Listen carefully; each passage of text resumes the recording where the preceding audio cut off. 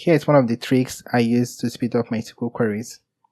So instead of using the column name, I replace the column name by the column position.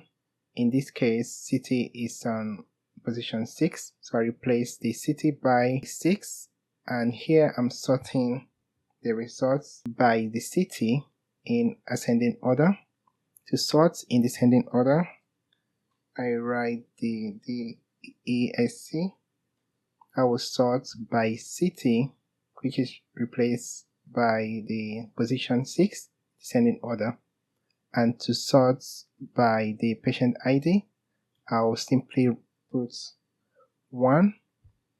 This will sort the result of the query by the patient ID in ascending order.